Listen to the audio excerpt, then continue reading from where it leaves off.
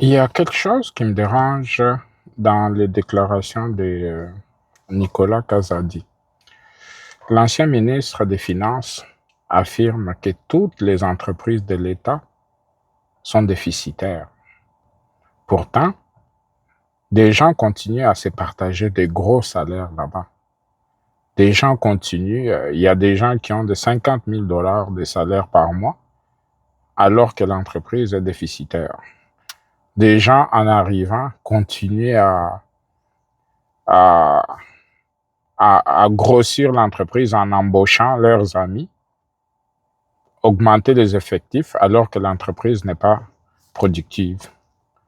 On a vu le cas avec la compagnie aérienne du Congo, Congo Airways, qui n'avait presque pas d'avion, mais avec une pléthorique d'employés répartis un peu partout sur le territoire national, avec un gros siège national rempli du personnel, alors que la compagnie avait à peine un avion ou presque, puisque c'était tout le temps en panne.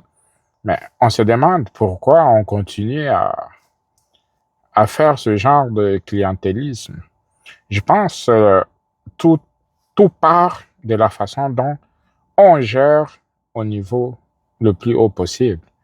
Puisque si on se retrouve dans une situation où quand un parti accède au pouvoir ou un groupe de partis accède au pouvoir, placent dans des compagnies publiques leurs amis sans tenir compte que ces entreprises publiques-là ont ces gens qui vont placer dans des compagnies n'ont aucune expertise par rapport au fonctionnement dans ces compagnies, ni le libellé, ni de quoi il s'agit, mais ils arrivent, puis ils occupent des postes, ils embauchent, ils multiplient des gens, puis ils détournent de l'argent.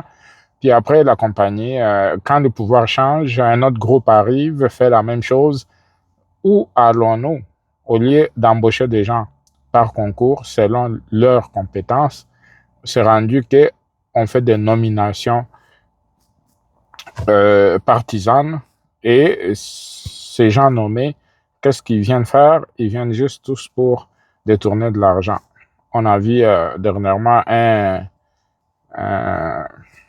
un Mokoko le gars de l'UDPS qui a été nommé, puis qui n'a aucune compétence dans la gestion d'assainissement, mais qui se retrouve euh, à un poste élevé de responsabilité. Tout ça là doit s'arrêter, mes chers amis.